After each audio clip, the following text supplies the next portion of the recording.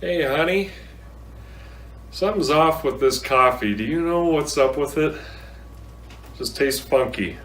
No, should be perfectly fine. Huh.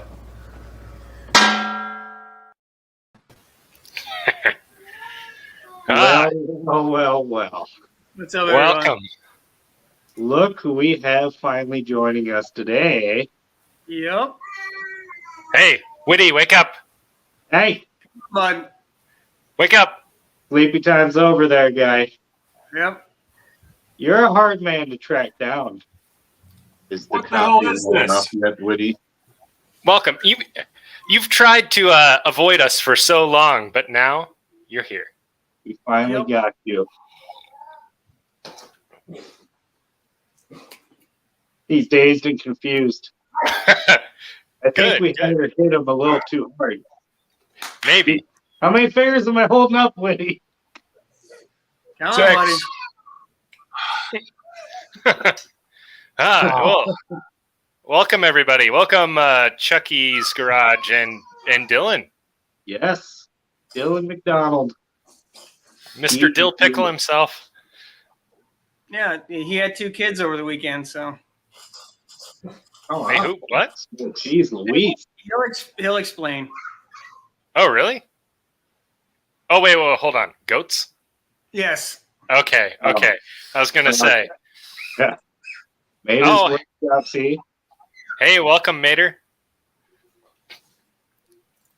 Well, this is our carburetor extravaganza, right?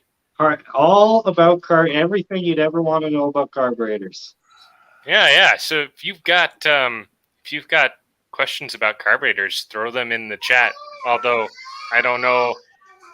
So I think we've Mofo driver. what? So the mofo driver. Oh, is he in here too? Yeah. Yep. Welcome. I don't see him in the chat.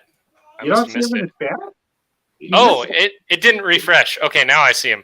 it. Okay. Hey, welcome, Mofo Driver. That's an awesome name. Oh, Yeah, we that- should probably introduce the guy to my left. I mean, we kind of did, right? Yeah, I mean, he's witty. Yeah. But everybody's going to know him, so let's give him the proper introduction he deserves since he hasn't been here for weeks. So Anything that goes wrong, it's that guy's Yeah. fault. What? Yeah. Yes, That's what we've established. Anytime No. anything That's goes not- wrong, his That's- fault. No. him right there. Yes. Welcome, Woody, finally joining us on our epic live stream, fellow Montana guy. So we're representing the best state here. Oh, That's why there's 2 of us, and Yeah. there's technically We're the 2 of best us. M in the country, so I just Yeah. put that. So now I have to find another Michigan YouTuber so we're balanced out. So we've got the 3 M's and, because it's M and M. Now I need another guy. oh, welcome Well- Frankenstein C20. Welcome. I am Frankenstein. Now, this Cool. is throwing me off All right. because it is laggier than could be on YouTube and then back on our StreamYard. It's totally fine. I don't understand this, but Oh Yeah, yeah. Just stay on StreamYard. I've made that mistake too. If you go in the Okay. corner, you can turn the comments on so you can see the comments from YouTube. oh Yeah, it's on the- okay. On the side over there. I've made that mistake before.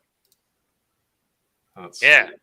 Yeah. There we go. I was wondering how you guys could see the comments. Hey, Would you so get- everyone, I'm new to this, like obviously, so I'm trying to learn how to watch it. angle on this. I'm technologically illiterate, so yeah.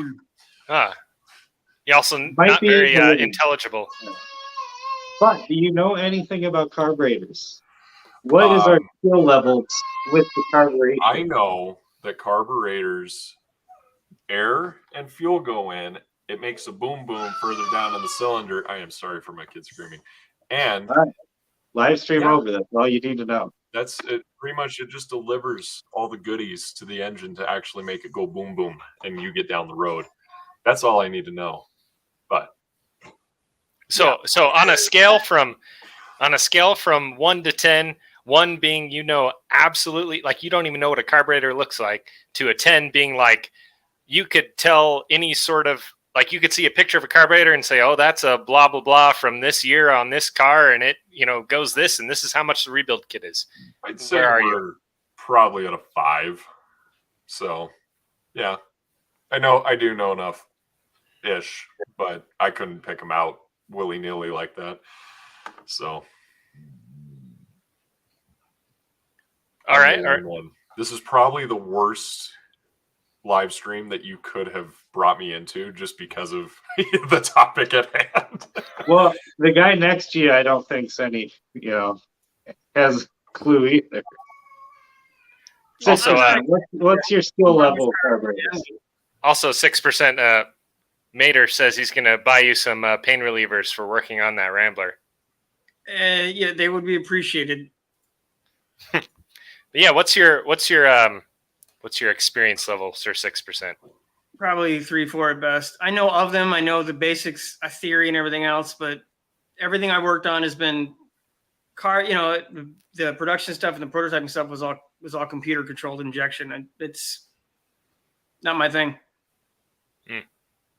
What is your skill level of carburetor? -4.5.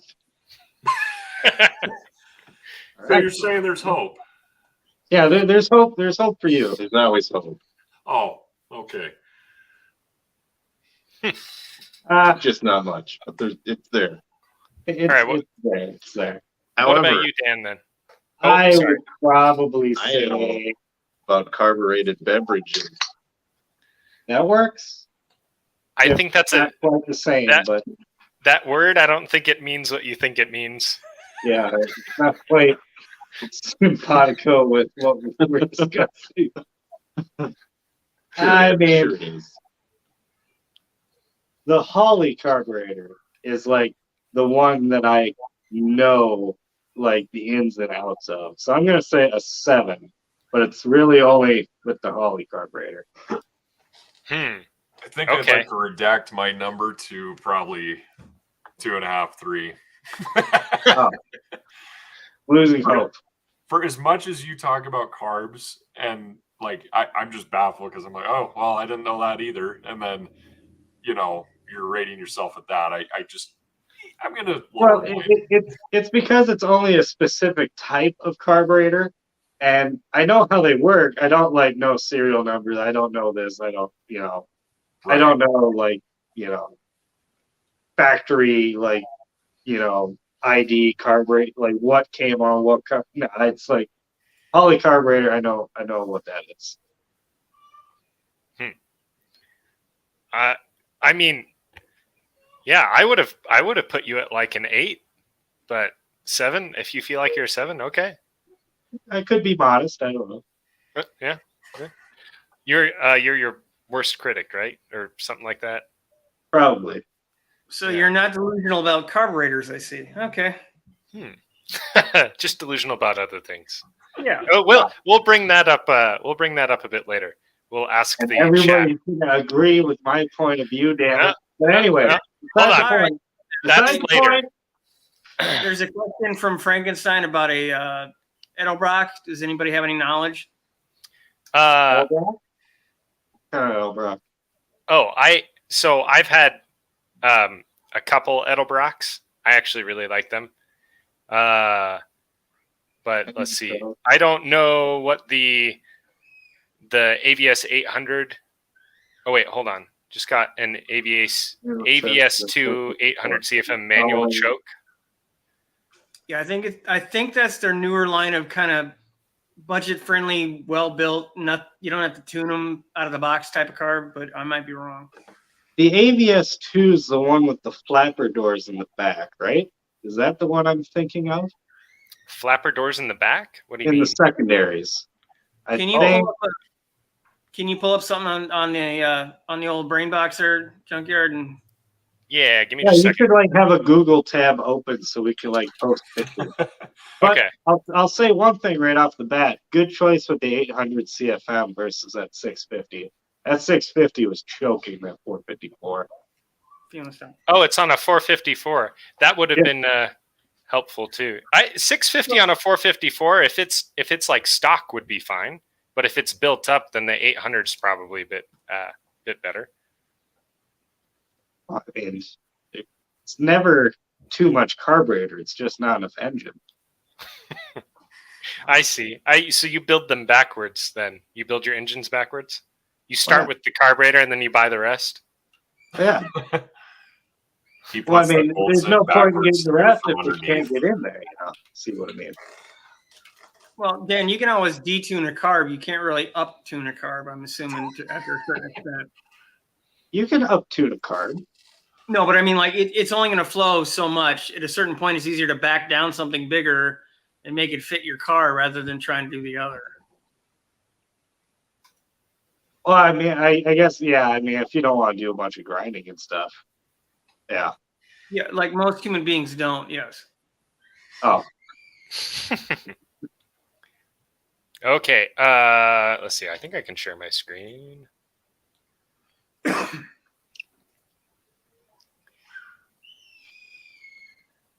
Okay. So oh, it does have the flappy bits over the secondaries. see, it's not just That is- Holly I know about. Look at that. Huh, Nice. that is really cool. That is a very shiny looking carburetor. I personally like the Edelbrocks better than the Hollies. I've worked on both, just because the Edelbrock, it's just like a couple little screws and you can just pull out all the little adjustment, anything that you need to adjust, like the jets and the springs and the metering rods. They're just like all right there, pretty easy peasy. With the Holly, you have to kind of take it apart more, at least in my experience. Well, I mean, you got the 4 bolts on the front. You take the whole fuel bowl off with the Holly. Yeah, well, unless you've got one of those that's got a bowl on either side of it, then you got 8 bolts and 2 bowls. Yeah, I mean, yeah. Yeah, you double your bolts there, yeah. Yeah. Looks like Mofo Driver, he says he's got a Carter single barrel on his 66 Dart. And I know he's got a slant 6 in there, so that's probably what it came with from the factory. I know a lot of those 6 cylinders come with single barrel carburetors. Yeah, I'm curious, Mofo Driver, is that the factory one, or is that something you put on? Is it just a stock motor, or is it like you hopping her up? And Mater would like everybody to know that Rochesters are junk. Yeah. I mean, that is one barrel on your Mustang. What was that? One or 2 barrel on your Mustang. One. They only ever came with one. There were some people that made like adapter plates that would bolt onto the single barrel carb mount and then flare out so you could put a 2 barrel carburetor on it. But you didn't get very good flow with that. Like the problem with the smaller Ford inline 6s is the stupid integrated intake manifold. Just super restrictive. Yeah. Mofo Driver says he thinks so. He thinks it's a stock one. That's cool though. I put it back on. My dad's 86. He bought it brand new off the lot in 87. It was just the late year model. But he's had never changed a damn thing. So it's still got the 2 barrel carb on that 300 inline 6. And I mean, he's changed the brakes and oil. That thing's stock otherwise. So, You know, a common trick, I think a lot of dirt track racers and stuff, when they're running a class where they have to have the 2 barrel carburetor or whatnot, they actually create a vacuum leak in the intake manifold to get more CFM. really? Huh. Yeah. I mean, you have to like really tune the carb ultra rich to try to compensate for the, Right. vacuum leak, essentially, is what it is. Huh. So then That's a way of circumventing the carburetor to get more air in the motor.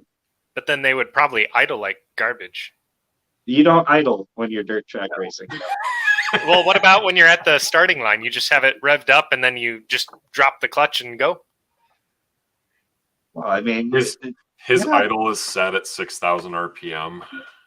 Well, that's true too. They do set the idle up. When you're doing this, they don't really care about traffic when you're driving like this. Not really worried about traffic lights and. Right. Oh, that's Yeah. fair. That's fair. But All right. the Thunderhead 289, he did the lawnmower carburetor. He essentially did the same thing, except he got it computerized. So it's a controlled vacuum leak on it. That's why he's able to drive that on the street. Wait, so I didn't see that. So he put a lawnmower carburetor on a car 302. engine? Yeah, on 302. Oh. And he is Okay. computer controlled. So how does that work? He's got like an extra little flapper valve deal. I'll get to that. Oh, did anybody else see that? Witty or 6%? Did you I see didn't it? have time. No. I've seen bits and pieces of it, but I didn't watch anything specifically about it. I just saw to get it on a 900 car show. Okay. Here's a question for you. When he put the lawnmower carburetor on the motor, did the motor run too rich or too lean? Without any modifications to it. Just Well, hold on. Well, any modification is the carb or the motor? Like, he took carb is the just carburetor, he took the lawnmower carburetor as it was and he stuck it on the motor and tried to fire it up. Did the carburetor lean the motor out or was it way too rich? It technically should have leaned it out because it wouldn't theoretically it shouldn't be able to have enough fuel going into it. Right. No, not necessarily, because that carburetor, the amount of air that it flows is directly correlated with how much fuel it puts in there. It would probably be just fine. I mean, you wouldn't have very much power, but it would probably idle fine. It'd probably run okay. It just, you wouldn't really be able to get up and go anywhere. Yeah, Witty, what's your answer? What I'd do you have think? to go. I don't know, because I would think the same was like 6% said. It's gonna run a little more lean. So I don't know. All right. So we have lean, and runs fine. What do you think?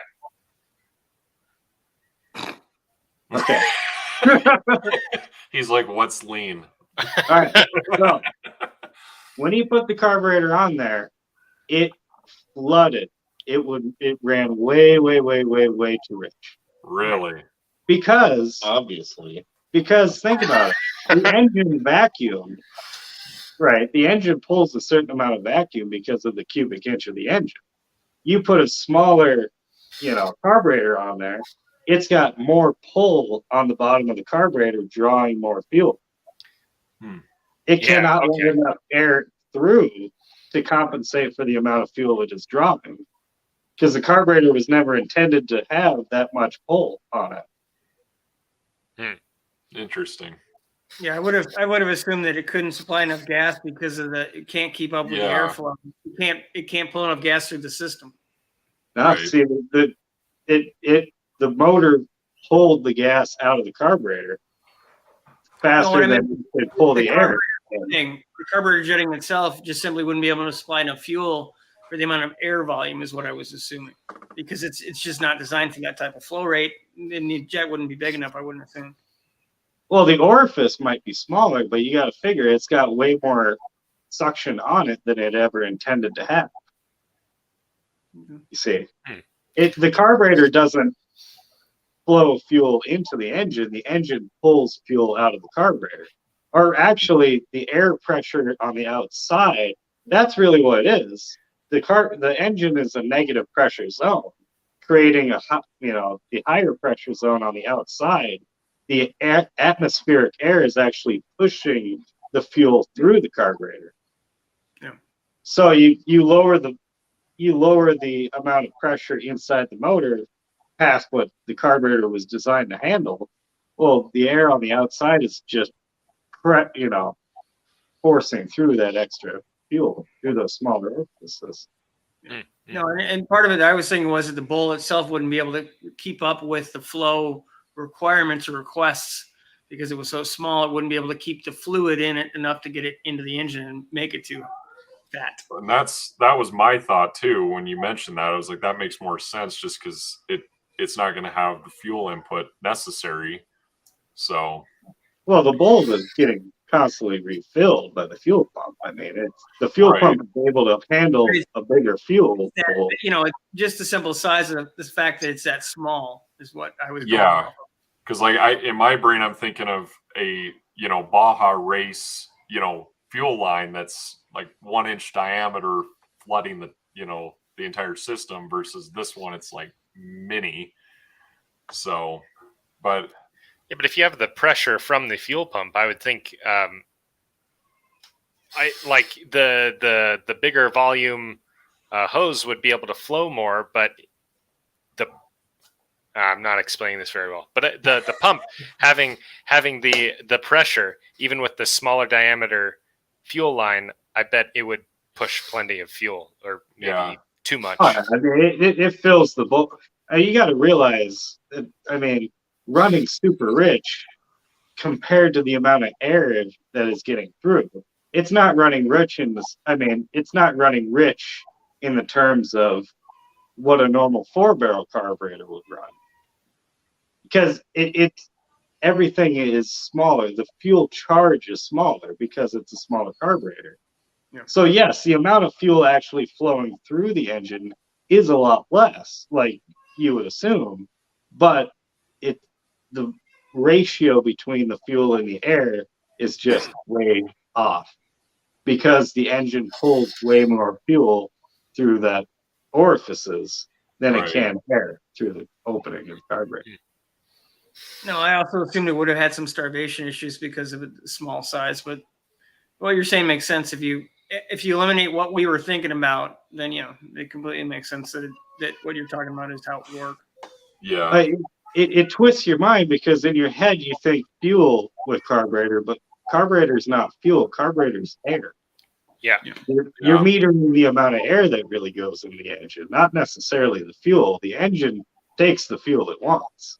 Mm-hmm. Well, it's the amount of air that flows past the orifices that pull the fuel in. So and that's why you're adjusting how much air can go through, and by doing that, you adjust the amount of vacuum inside pulling on the boosters. Right, and that's why you change your jets for like fine tuning and stuff. Yeah. Bigger, smaller jets to allow more. Right. Yeah. Right. also, go ahead. I was just going to say, Mater cleared some stuff up about the dirt track racing. Said that you're rolling on the track and then you punch it coming out of turn 4. There you go. That's how it works. Okay. I see. Oh, and Small Town Machine Shop joined us. Welcome, Small Town. Small Town. Hey. What were you going to say, Sir Whitty?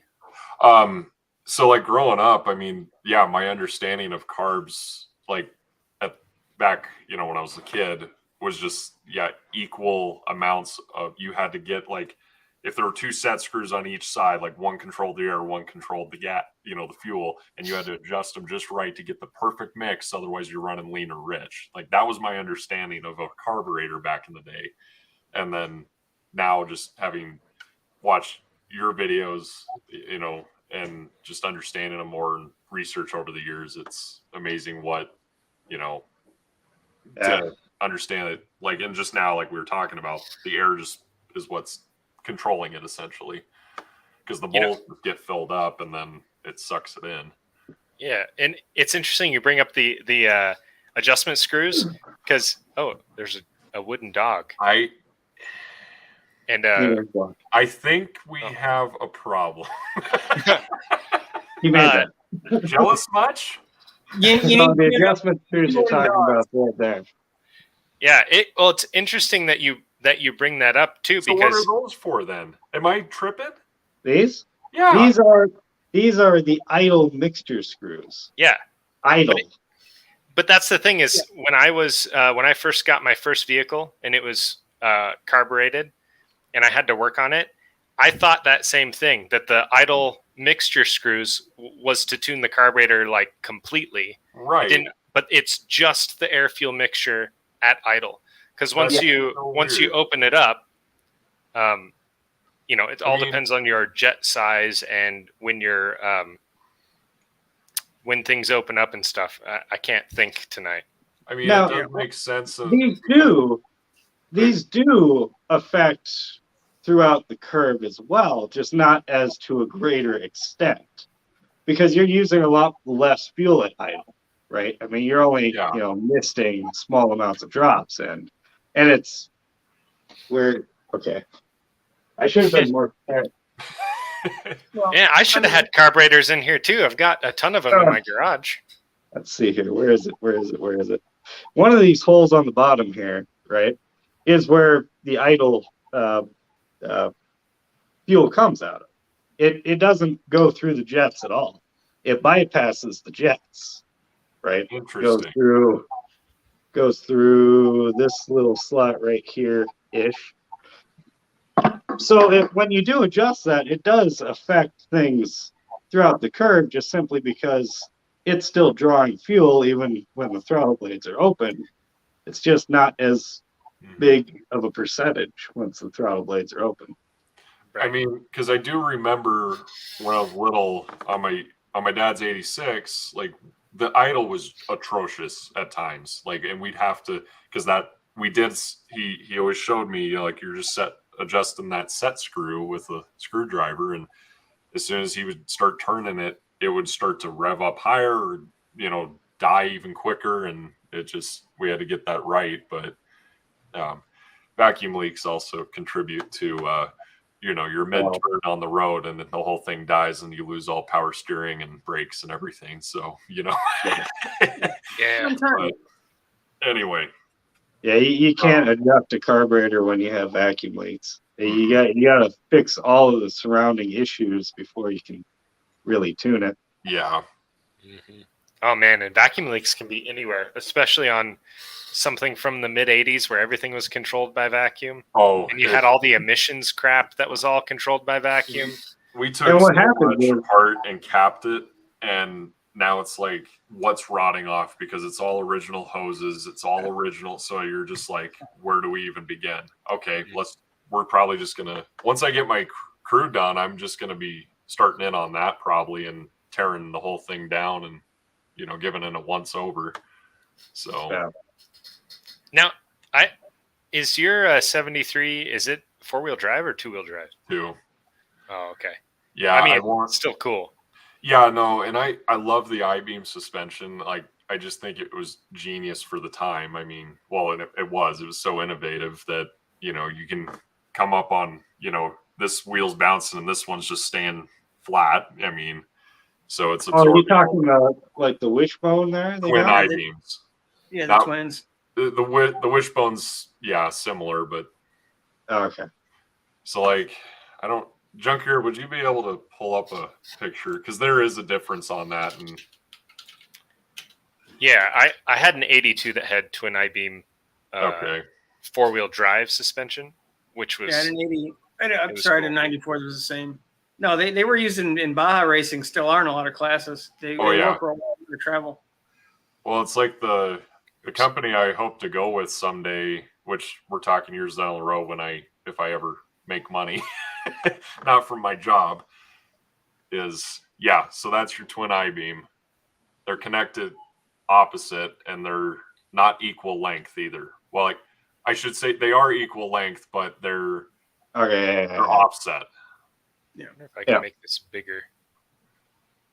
Yeah, so you'd be able to, the one side be able to raise up, and the other stays completely flat, so that you have the most cushy ride, essentially.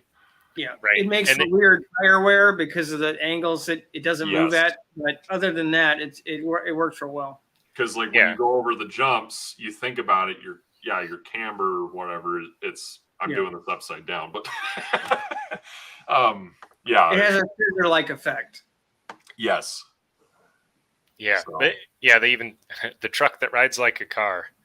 But it does give for a really cushy ride instead of like my truck it's 4-wheel drive solid front axle. Okay. And so, you know, it's like a lot of the Jeeps and stuff you see where the whole thing moves together Right. instead of independently like that. And originally I wanted to do a 4-wheel drive swap on it just because we live in Montucky, so it's kind of needed. But the realization was it's like for what's available, I was just kind of like, no, I need to just stick with the 2-wheel drive, you know, for purposes of money and, you know, acquiring all the stuff that I want. But I think I know the company you're going to say, but say it. I want to know if they're still popular or not for the twin beams. Do what? I think I know the company's name you were going to mention, but I want to know if they're still popular because it's been a while since I've looked at that stuff. What do you think? I was gonna AutoFab. So AutoFab was the first one I found, but then there's they don't make the lift anymore for them, like because they add like a 5-inch lift with new coils and everything, and you know you can run Fox shocks with it. Which there's a guy on YouTube that I was after with it, but we were getting off topic, and I can tell by NGG that you guys are like, "What the heck?" Well, we had to drag it out a little bit. Normally, it's them that cats. So, But now the AutoFab stuff was nice because actually they custom cast the arms longer. right, So a lot of the lifts or the lower kits would be like tubes welded together, and they look like absolute crap. yeah. Now the one that I really want to go is Blitzkrieg Motorsports, and they're, you know, if you sell both your family jewels, you can afford it. So, but So, yeah. okay. Not worth So, it. but here's the big question for your project. What carburetor are you putting on it? Hey, Bringing it back Yeah. around. Well, I sourced thankfully I've hit some killer deals here locally that, like, the engine itself, I picked up a 460, a 429 with the Boss thickness casting. So it's not a Boss 429 block, but it has the thickness, and a C6 trans for $50. And the 460 was a complete short block. The guy just went through it. I'm going to tear it apart and, you know, make sure it's all good to go anyway. But then top end I bought for $50 as well.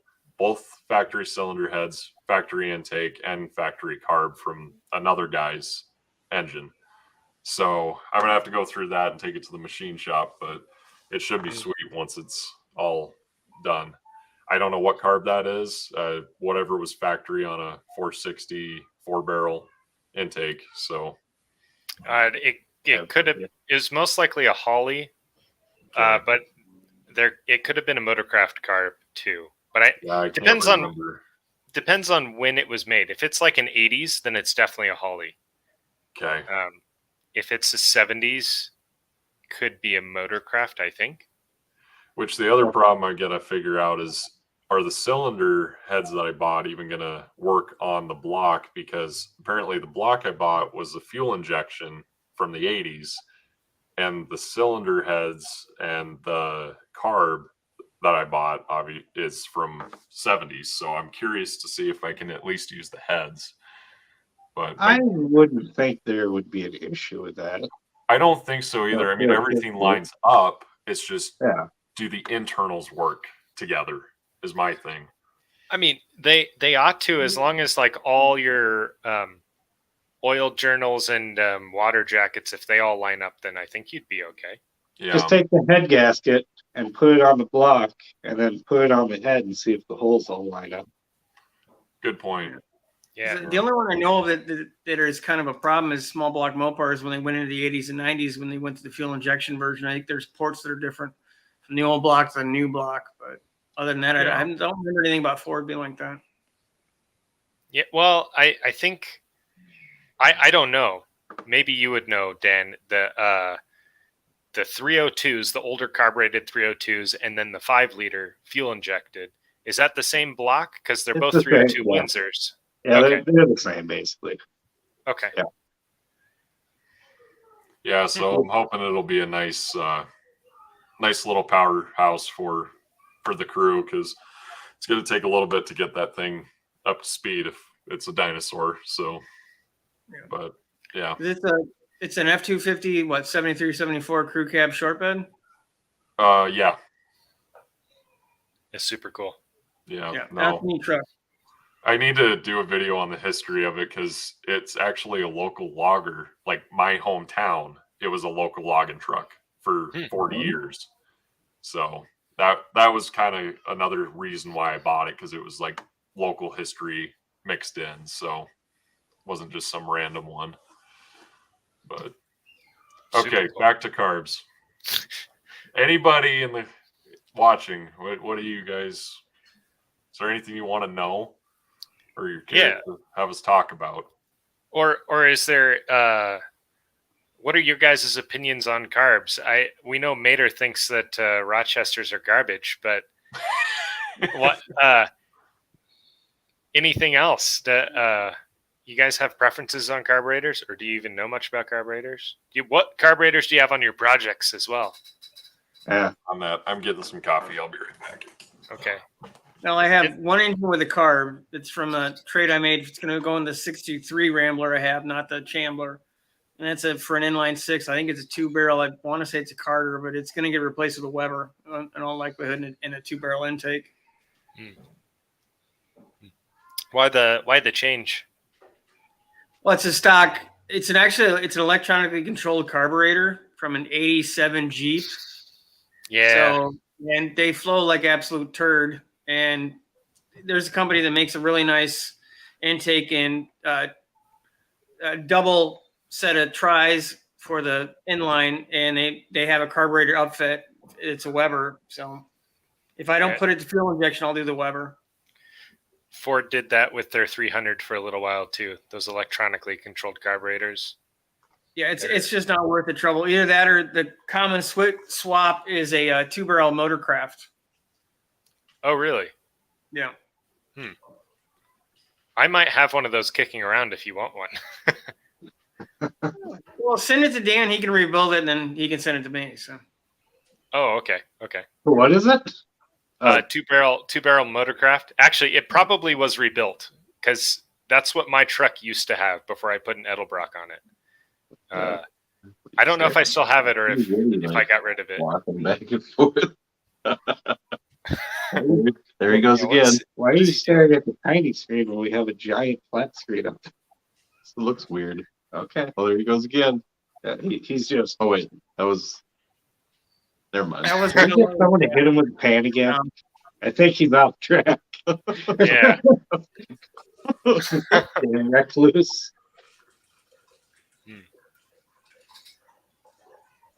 I think, is that him getting coffee, or is that somewhere? I think that's him getting cut. He went into the room on the right there. Oh look, he's got one of them fancy chairs. Oh yeah, One of he's those got gaming that, chairs. the gamer chair. That's too modern for Dan. So Yeah, that's way too modern for me. that's like a 5-speed Actually, chair. we this summer. Well, I have a what is it? It's a seat out of a Grand Caravan. The back seat, they just unclip. Well, I got one sitting in my garage, and we'll probably be sitting on that this summer. Yeah, live streaming on the van seat. Yes, Grilling. Nice. There's a question from Pickle. Yeah, he says, okay, I've never worked on a carburetor. However, I really want my first truck to be carbureted. What do you guys think of a 66 Ford F-250 or F-100? I think that is a good idea. And I yes, love those trucks. Yeah, those are really cool trucks. My dad used to have one. What motor are you going to have in it? What's that carburetor? What kind of carburetor? Make it a Holly. It's too many questions at once, okay? Okay, yeah, let's start with the engine. Maybe start with you just want it to be like an easygoing daily driver. You want it to be a hot rod. Because, that kind of determines what you want in it. If you want it to be a hot rod, then you should probably go with a hopped up inline 6. And if you want it to be a daily driver, you should probably go with a hopped up inline 6. Hopped up inline 6. See, like, put in perspective, I my like the crew is a hopped up daily inline. driver for me when it's done, but that 460 is going to be a powerhouse. So Those 460s are pretty bulletproof. I like them. Mm-hmm. Gas hogs, but it'll be worth it ripping every single day to work. So. Oh yeah. Oh, and if you ever wanted to pull something with it, it would do it no problem. Yeah. Plow driveways in the winter and drive to work. Stock truck. Okay. I would, if you're gonna plow driveways in the winter, you probably want to try and find a 4-wheel drive one. And I don't know if they made a 4-wheel drive. 4-wheel F100. drive wasn't introduced on Fords until I think it was 68. 69. No, it's because they went with the dense side in 68, 67 to 72. So it would have been then. Dense side started in 73. Or, I'm sorry, 70. Or no, I'm sorry, You both guys- side, not the side. You guys are all wrong. Hey, Ford introduced 4-wheel drive in their pickup trucks in 1959. what the heck? See, Yeah, I've they did. never found a 65 or 6 with a 4-wheel drive. They've all been the 2-wheel drive. Yeah, no. If you look in the mid 60s Fords, when they have that ugly bed from the 50s, it's normally either the super heavy duties or the 4x4s. Gotcha. When they have that old square ugly bed that doesn't match the cab, they use the older truck, the older 50s bed. I think Tom's nodding off, but Okay, wait. Yeah. Wait, I gotta ask Mater, what is a Wisconsin V4? There we go. it's like a tractor motor. And no, I don't even think you can get parts for it unless you're working with some combine from the 1950s. See, Oh. Manual transmission. Yes. Most of them are going to be manual transmission back then. Yeah, or- just deal with it. Manual transmissions are fun. Yeah. Yeah. 4-speed top loader. That's all you need. I think Or if you're plowing a driveway, yes, you don't need more than 1 or 2 gears there. Oh, there you go. Sit that old Ford on a newer Crown Vic frame. Popular swap these days. Yes, Yep. they are. People put like everything on Crown Vic frames nowadays. Oh, dude. Well, you can also take the whole front. You can get the whole front subframe cradle that'll bolt out of the Panther platform, which is the Crown Vic, and they are the same width. You build some special braces, and you can swap that right into the 60s and 70s Ford trucks and make them handle Yep. well. That's awesome. Yeah, they're so versatile. It's crazy. Yep. And that platform was essentially the same since basically the mid 80s to I want to say 2010ish on the Crown Vics and the town cars. Yeah. Yeah. I mean, they changed body styles a lot between the mid 80s to the 2010s, but they kept like the same chassis and stuff, you think? The chassis was the same. Ford was great. Well, the Ford truck was effectively the same from 80 to 96. They just did facelifts, but that truck is basically my 94. I could have bolted anything on between them. It's updates, revisions, and improvements, but the basic stuff's the same. Yeah, see, Dylan doesn't want Don't all mind this me, Tom. fancy-pamby frame swapping nonsense here. Just wants a dang truck. Yes. Plow The stuff. Pickle wants to stay with you in the 1940s, and that's fine. So you can pick them. Wants to stay where the real fun is at. Yeah. Your idea of fun is why tetanus shots were invented. You understand that, right? They were only invented so we could prolong the fun longer. Hey, Yeah, man, we're the reason for a lot of things, right? I have to say, 6%. He's got a good point. I mean, There must be something in the water in Minnesota. I don't know what the hell's going on with you two. Yeah, Snow. manliness. Yeah.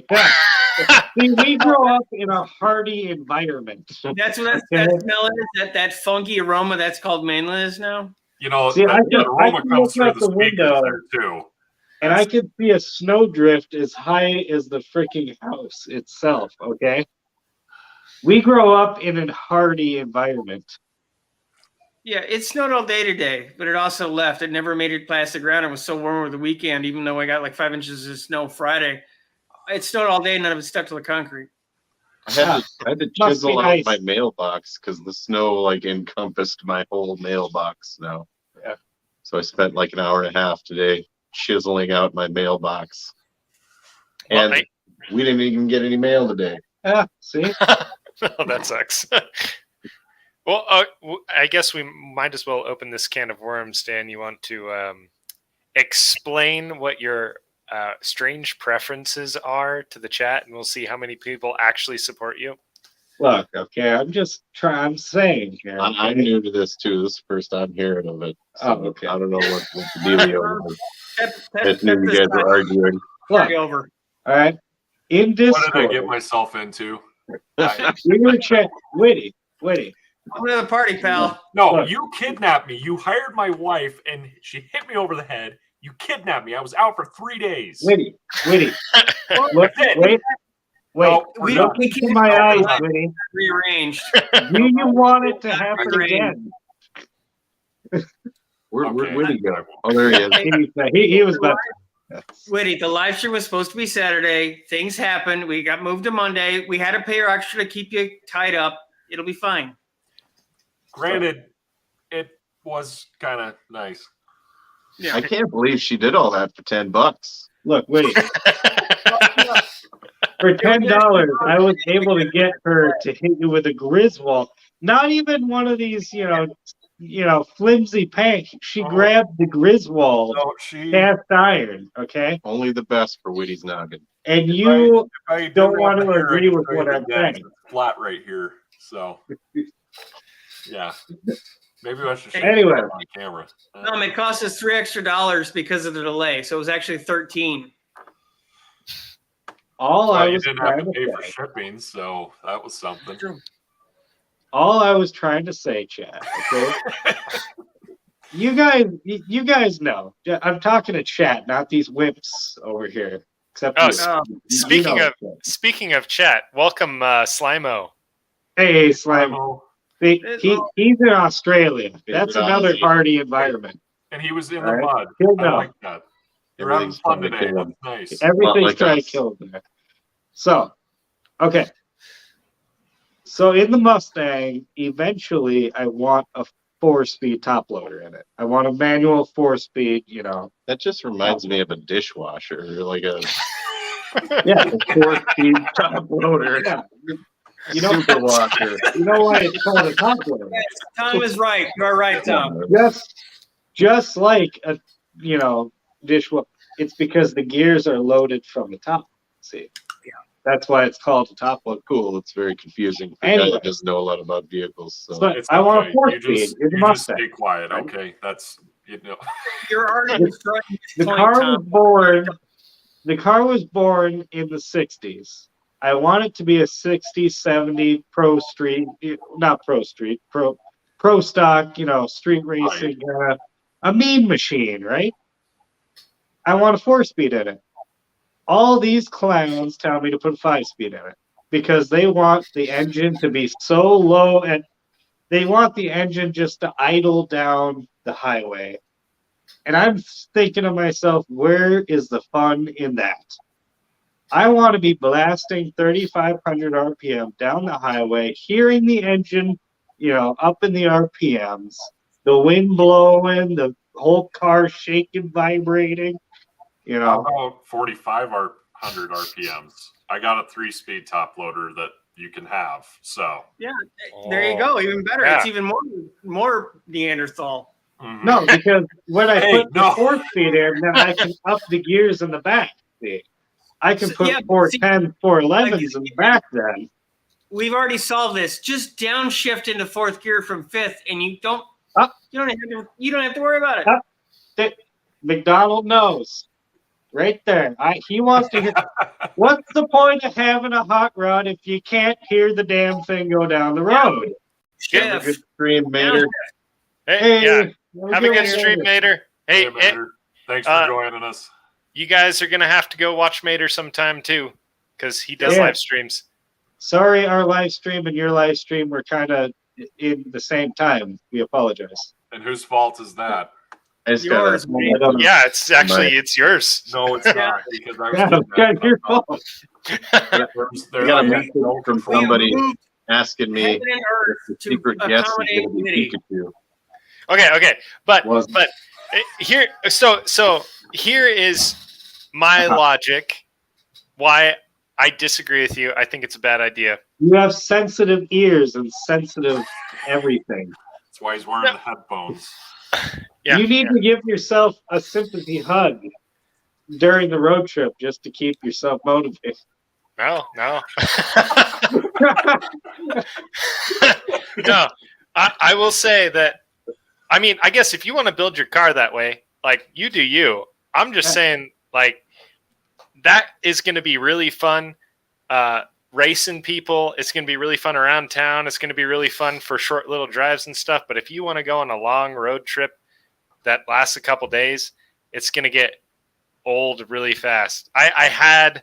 Do you believe I've never road tripped? No, I'm not Yes, I saying do. that. Good point. Yes, I do. Good point. I guess I actually do have an opinion on this. Yes. Oh, It's Oh. All right. I don't know, it's all about preference, right? Like some people can like go hundreds and hundreds of miles riding a Harley motorcycle, right? And it doesn't bother them at all. Them things is loud. Yeah. So I mean, some people don't want to listen to all that. It's just preference, really. Yeah, and some people also like to have some decent fuel mileage. Like I was saying in the Discord, my BMW cruises at 80 miles an hour at like 1,800 RPMs, and it gets like 22 miles a gallon while it's doing it. And it's got a big V8 that makes almost 400 horsepower. I'll be happy if I get 4 miles to the gallon with my 460. And that's being nice to it. So If I didn't want to hear the engine, I would buy an EV vehicle. I said that in chat. I said that too, Dylan. Is Pickle a Where are you Pickle, located? We have hold to on. meet up. oh Is god, Pickle- he did say You're going to that. No Name Nationals, right? Pickle moving? Is Pickle moving to Minnesota as well to hang out with you guys? Because there's got to be something goofy going on there. Well, Must be he's the not water from or something. Minnesota, and he agrees. He's moving. So is he moving to Minnesota? Because apparently the air or the water is thin there or something. Oh, all of it: air, water, food. Yeah, see, it's all thin. look. See, Jim, he says his Mustang is a 5-speed and it's still loud. So Yeah. you can have the best of both worlds. You can have the loud rumble and get okay gas mileage. Your Mustang has a sunroof. You don't get to say anything. Because sunroofs are out of the 70s. That's It that's looks one like way a of In putting the it. period. He's Pickle's going to be in Alberta soon, which is Is Minnesota North apparently? What the? It Look, 6%. Alberta, Right? just the You just Minnesota haven't North had- border there, eh? You haven't had the experience yet, all right? You have no Gotta idea get what you- you're even talking about. Gotta get you in an old school car, carbureted, loud, 3-speed, 4-speed, cruising down the I highway. shakily cut out the sunroof in it. Okay, hold on. He does have a 60s Rambler. With I have a more. I have modern more 60s cars than you do. 4.0, but not quite the same thing. I can't help it that I bought a car from Meth Addict who put a Cherokee and a Rambler together. Okay. Look, all right? It's pretty clever, Meth Addict. Look, I'm sure the meth addict wanted it quiet too, and that's why he went with instead of the big V8. He couldn't let everyone know that when he was rolling up to buy his drugs or delivering whatever the heck it was. Yeah, because nothing says undercover like a 60s car that's 4-wheel drive. Yeah. How do they know it's 4-wheel drive? They're It's too about a busy looking at the rest of the catastrophe to notice whether So it's just 4-wheel drive. to kind of continue to kill your point, my TJ is a 6-speed. I have a Flowmaster on it. It's as loud as you want it to be, even in 6th gear. Flowmaster. What are you doing up there? Look, all right. Not sorry. much, Witty. Yeah, What are you I'm doing trying to down get. there? I'm trying to. I'm plugging in a hard drive so I can get a photo to prove my point. Keep going. Okay. Here's a question for you. If you go through a drive-through, can you order with the vehicle still running? If the answer is yes, it's not loud enough. half the time, yes. It's not loud enough. How loud was the Cutlass? Just from those videos that I've watched, that was The that was E80, loud. the E85 alcohol burning Cutlass Supreme, solid flat tappet camshaft, 106 LSA.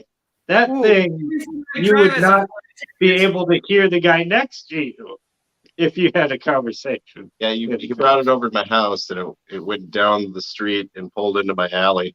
And next thing I know, like everybody's poking their head out the door, looking at what drove by. Because it went pop, pop, pop, pop, pop, pop, pop, pop, pop, pop, the whole way.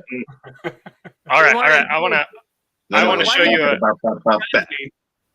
Because it was cursed. So your car said like, I want a Jello pudding, but popping and popping and popping it. Its car was Italian. Just, It was trying to order pizza from half across town. The pizza shop could hear me a mile away, all right? 6%. I think it just went. Yeah, I pretty didn't much. really hear what he said. I heard pop and bye. And that was You missed the pudding Because pop you're part. talking too much. I was too busy yelling. Yeah, well, no, new guys. When you started doing the popping, it sounded like when Cosby used to do, we want the Jello, the pudding, the popping, the popping, the pooping. Oh, okay. Yeah. Oh, Bill Crosby. he's calling you Cosby now. Look, Throwback never been to right jail, there. right? Oh, what? Nice. No, pickle. Why? Yeah, no, Yeah, Pickles. That's it. Pickle, you have seen the light. No. All right, you now guys we ever know watch why Blues he's Brothers? moving. It's a freight train coming his way. That's the No. light he saw. Yeah. All right, all three of you. You ever watch Blues Brothers? Oh, that's an Of amazing course movie. not. Yeah. If- What? If, No? if, I'm kidding. Oh, if okay. you haven't, then we just stop You- the live stream now and we switch over and watch it live. Like that's Look, you That guys might be are like, illegal. mission from you guys God. are like Jake before he went to the church and seen the light. All right, Oh, I've seen the light, and so is Pickle. Yeah, Wow. no, Here, okay. Let me show you a photo. you ran the- Witty off. Oh. Let me That's show good. you a photo of the car Okay, that made You me ran away again? change my mind. This car. Also, this phone number is not my phone number anymore. So it changed can- your you mind can so much feel- you were trying to feel sell free it. to call it. Yeah. So there's many reasons I actually sold it. I've owned way too many cars, but this is the Maverick that I had that I chopped the muffler off of because I thought it sounded cool and I regretted it. I love those Mavericks. Oh, it was a great there's car. There's a difference between loud and cammed up loud. Oh, here we go. You know, new guys, I just gotta say, you're in the wrong neighborhood right now, okay? I can't do this. Yeah, you're in the wrong neighborhood right now. Yeah, you're in the wrong neighborhood right now. The two Dobermans, yeah. Oh yeah, I used to have a dog. I think y'all are in the wrong neighborhood right now. Hey, Oh, Even your gun is old timey. What are you from the? Good God! okay. Now, No. You're You're in the wrong neighborhood right now. Oh shit! Because here's fire though. Oh yeah. We got to be careful Okay, because so you're in the. That's true. You're in the the policy 90s. on weapons. He's compensating for something. What's going on here, guys? Dan got that gun straight from the movie scene, the movie Rust. I don't know. It's not out yet. Oh no. Okay, hold on. We gotta. Maybe we need to. Alec Baldwin touched it. Everybody stop. The title, look at the title of this video. Oh yeah, Carburetors. that's right. All Carburetors. Yeah. about Yeah. carbs. We have probably talked We've 40 minutes completely about destroyed. No, last okay. movie. Trying to find- You can put a I carburetor know on a you gun. haven't been able to watch many of the streams. it's automatically like herding cats after about 20 minutes. There's a lot of rails. That's valid. We go off them. Oh, junkyard, you might as well throw it up. Right. We've already gone this far into stupid. Okay. You all can say what you want to say, but I just gotta say it. The chat agrees with me. Now, hold on. Pickle agrees with you. One guy. Have you seen anybody else chime in? Well, except But he you. hasn't sided with anybody. One guy. Dylan's the only one that sided with anybody. That's probably where it's at. A guy that has named himself Pickle agrees with you. Yeah. I'm sorry, Dylan, but Yeah, that's sorry, valid. nothing offensive, Dylan. This is not about you, Dylan. It's about that guy. It's about Professor Hobo Freight up there. See, Dylan, these are the kind of people who drive 5-speed manuals. They'll willingly throw you under the bus to get to me. All right. All right. You guys, this is pronunciation time, okay? Hey, how about we get in? Yeah, like that. stop talking. I'm going to teach you how to say the word Escanaba. Okay, it's That's S good, but what? N Abba. Escanaba. Escanaba. Escanaba. Wait a minute. What, I believe it's Escanaba. what am I? It's not Abba, it's Abba. Why am I learning how to say words that aren't English? Okay, no, on your live stream Saturday, you guys couldn't understand how to say the word Escanaba. I'm Is explaining that in it to you. Mexico? It's in Michigan. I think they're related to Pablo Escobar. Do they speak English in Escobabo? Yeah, no, it's Escanaba. This is Real a simple. learning point for you, Tom. You need to Yeah. understand, okay? That Escanaba speak English. Whoa, hold on. Have you seen the movie? Oh my goodness. Have you seen the movie Escanaba into Moonlight? No. Ah, In the okay. movie. We'll have to have a live stream movie night of that. oh my Yeah. gosh. So, Yeah, carburetors. Yeah. Carburetor. Carburetors. Did you know Holly carburetors are actually just Ford carburetors? Ford came up with the Holly design. This is true. Is that? Yeah, well, wasn't Carter Chevy's version or vice versa? Uh, I or- can't remember. I No, knew no. there were, Rochester, right? yeah, I knew there was one or two companies that kind of basically devolved into other companies and stopped making, because basically the big three didn't want to make their own carburetors anymore effectively. Have you ever seen one of those old school Hollies with the glass carb bowl? Yes. Those are so cool. I honestly I want to have if I ever get the chance to build a vintage like pre-war era race car, make it a Ford model though. I want to have that glass bowl. I think it would just be so vintage cool. Like, yeah. Oh yeah, I had a '59 Rambler that had one. Yeah, And put it a was the first 5-speed time I in it. ever saw it. In a 59? Yeah. That's sweet. Here, okay. Here, let's. For those of you that don't know what we're talking about, Jim said he had an early Carter Q-Jet. what's a Carter Q-Jet? I can't. Quadrijet. It's Oh, like a quad- Quadrijet. Yeah. Yes. Oh, okay. Yeah, those are. That's about Sorry, how what? mine looked, all dirty. Yeah. That's still sweet though. I mean, it just adds to it. Yeah, It's like a tractor carb. kinda.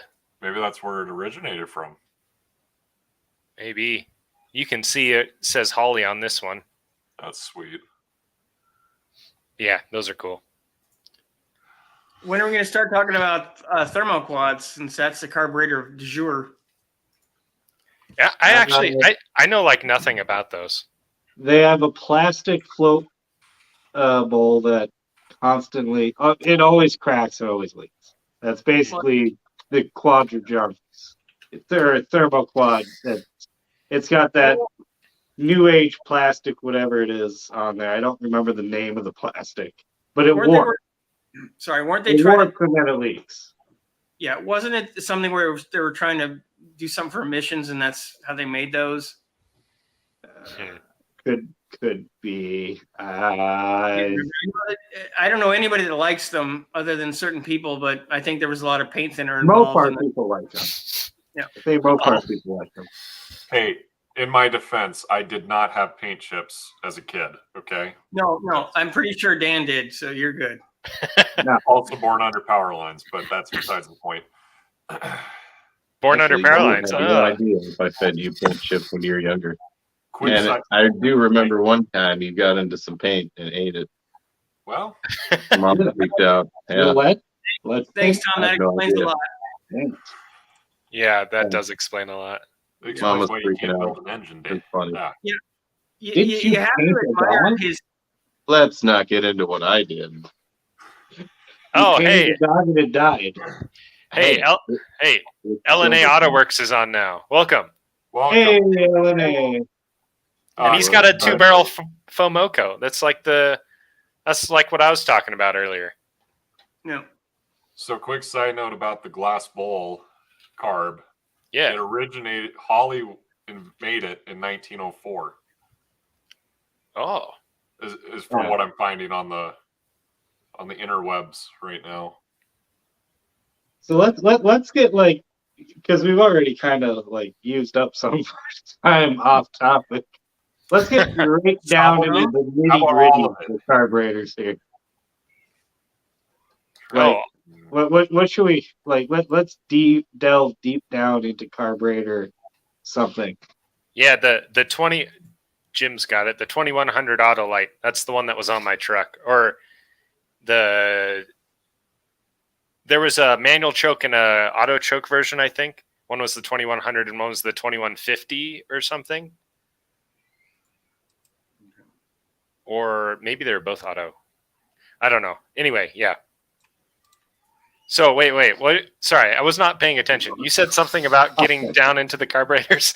Yeah, I mean we've already kind of like Whatever. used up some time on other topics, so we might need to like delve deep down into like carburetor stuff now, so we can like stay true to the name carburetor live stream. Okay. Like we need to bring Like, something to the table. Derail like we already have, but Yeah, you we know, I'm trying to bring this puppy back on the rails. Welcome to the we live were stream. never on the rails. Okay, so then, I mean, where do we start? I don't know. CFM? What CFM should you put on your car? Per engine size, what do you think is the size of carb you should use? Bare minimum, and I'm talking bare minimum, double the cubic inch. Bare minimum. Okay. And then you can go up from there. I could agree with that. Well, hold on. Except for, I think there's a point of diminishing returns. If you've got a 454, you're not going to put a 900 CFM carburetor on it. You're probably going to put a 750 or 800 on it. So that's not quite double. Why not? Why not put the 900 on it? I don't know. It just seems a little overkill. Okay, but back in the day, they had the 446 packs, right? What CFM rating were those? 1,200 and some CFM. Okay. Uh-huh. CFM is relative, right? CFM from the factory is just relative. It's really based on what the motor's intaking. Okay, so we got some from the chat too. Yeah, Good. All right. LNA AutoWorks says 600. 600 on a V8 is what he says. But here's the thing. Here's the thing, LNA AutoWorks. You can have a really tiny V8. Like Ford makes a 255 or something. Is the smallest V8, I think. 600 might be a little bit much on there, in my opinion. No. And then what if you go all the way up to a 460 or a 512 or something? That's a 600 is not going to be enough. Yeah. And then Dylan is asking about what about an FE motor? Is she talking about a 360 or a 390? Because like my 390 that came with my crew cab, that's a 4-barrel. I don't know what CFM it is, but it's got a, Lean is mean, but you're not making the motor lean. You're making the motor way too rich because it can't get enough airflow into it. LNA. Yeah. We were just talking about that earlier. Yeah. Yeah. And then It's the opposite of what you think. throw Jim's comment up there. Yeah, yep. specific. He's got a 650 Street Brawler double pumper on his I'm assuming that means supposed to be 351 Cleveland. Or do you have some? It's 351 board 30 over. Yeah, I was gonna Really? say maybe the board motor. Yeah. Oh. Oh, I think we're getting dark. You plug this in. Yeah, you guys are kind of going Batman We're over there. fading away. How about you come back to the light? Yeah. I was born in the darkness. Yeah, 357 Cleveland. You got it board 30 over. If it's got an intake, or if it's got okay, wait, all right. So it's gonna be blinding. Oh, all right, there we go. Oh, welcome I mean, back. if you got that thing hopped up like that, all, I would put at least a 750 on it. Yep. There you go. Now you look like you're in the Blues Brothers. Yes, Yeah. you do. You both need to get some fedoras. And yeah. Do I have? No, I don't have one anymore. He used to have a whole collection. I used to have a bunch of. I used to exclusively wear a fedora. Okay, So- off topic. Back. I do want to address this too, though, real Lean. quick. The Okay. lean is mean. You can't go too lean though, because otherwise you run too hot. You have to have a good balance in there. Fat and happy. Yeah, but you don't want to be too rich either. You have to find that sweet spot. 6%, please say something because you're just saying. How I'm not- would a smaller Yeah, different Yeah, car too easy. I'm not Ridiculous. going for lion fruit. LNA? The reason it would be too rich is because the carburetor. All right, we just went over this, but think about it. The carburetor is not fuel. The carburetor is airflow. You are constricting the amount of air that can get into the motor. The motor is still pulling fuel, right? When you constrict the opening to the engine, it creates more vacuum. That more vacuum, it has a bigger pull on the fuel, right? So the orifices might be small, but it has a greater pull on it. So it's able to pour more fuel than it can air. So when you go too small, really, you're making it too rich. You have to lean it out to the point now you're not making any power because your charge is so loose, right? Yeah. I know it sounds counterproductive, but that is how it goes. But that's the biggest misconception of them all is people keep thinking carburetor is fuel. It's not fuel, it's air. Yeah. Well, it's a flow meter. I could have a 600 Holly and I could have a 1050 a Dominator. They can flow the same amount of fuel. It's how much air can they flow. Right, and that's where the CFM is a measurement of air under The a specific CFM vacuum. Yes, at a specific vacuum. That's the key point. Right. The But carburetor, yeah. But when you see a CFM rating on a carburetor, that's how much air it can flow at a specific vacuum, not Yes. how much fuel it can flow. Right. And that's why But they're it's not- rated that way, is because they flow air, not fuel. Yeah, and they have to have a standardized way to rate them. Yeah. So, Well, I think but they're not all everybody. rated the same. Holly rates their carburetor CFM different than Edelbrock. A 650 Edelbrock and a 650 Holly, the Holly flows more than the Edelbrock does. Yeah, but the Edelbrock And the is just better. two-barrel. Well, the 2 barrels too. 2 barrels are flowed differently than the 4 barrel. The CFMs don't translate. See, so it's really don't the CFM of the carburetor is it's fluid. It's not a stagnant thing.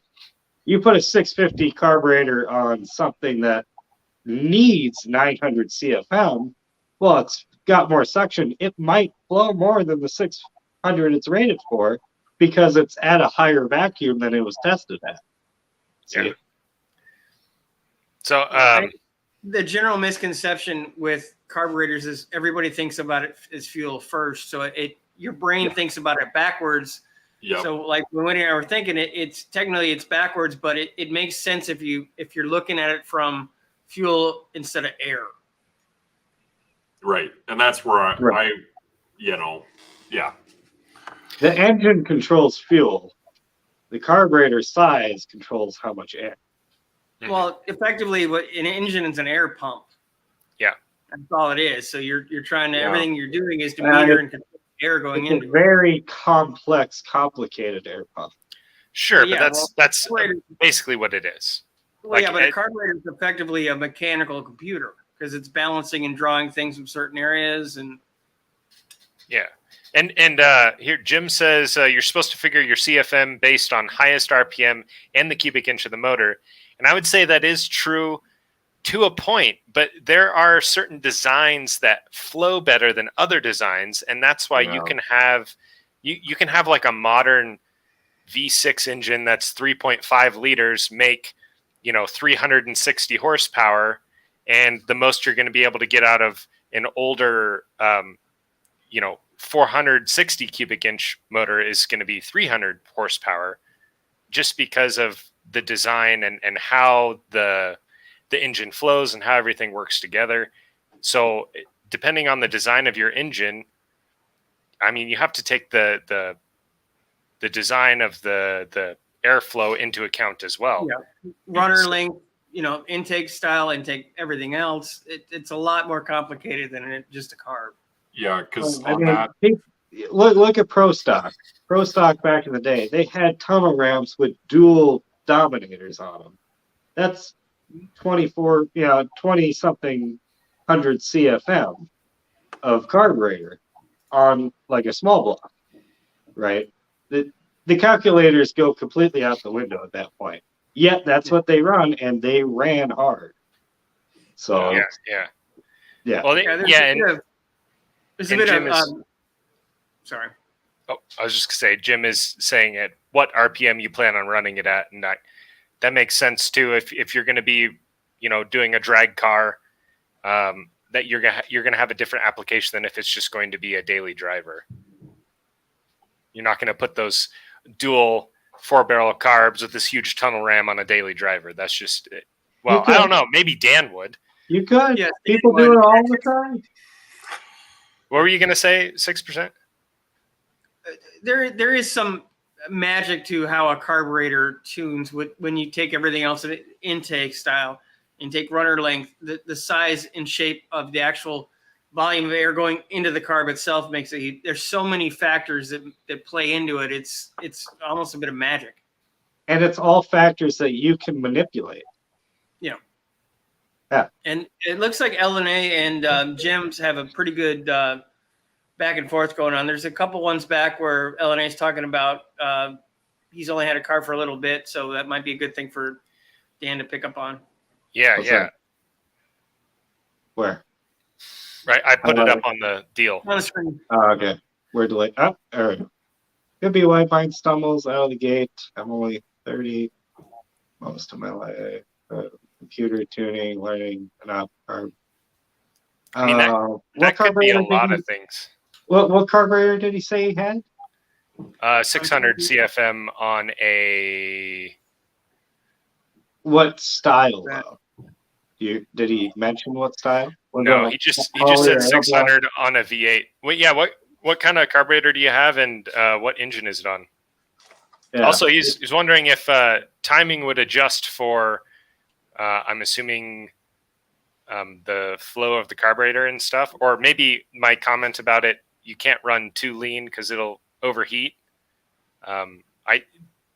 You can adjust timing for that a bit because, like back in the 70s, they started running the engines really lean from stock just to cut down on emissions and use less fuel. Yeah. And they were known for overheating, and like a lot of the Motorcraft 2150 or whatever we were talking about earlier actually had a little solenoid that was connected to a deal that sensed once the engine got up to a certain temperature and you were idling, it would kick in this high idle solenoid to rev the engine up so that your timing would advance and the engine would cool down. Huh. So it's Interesting. yeah, and so you could run it really lean, but that's and you would technically save on certain things, but you can easily overheat if you run lean, especially on a car that you just drive around. Well, running lean is that's what the vacuum advance is for.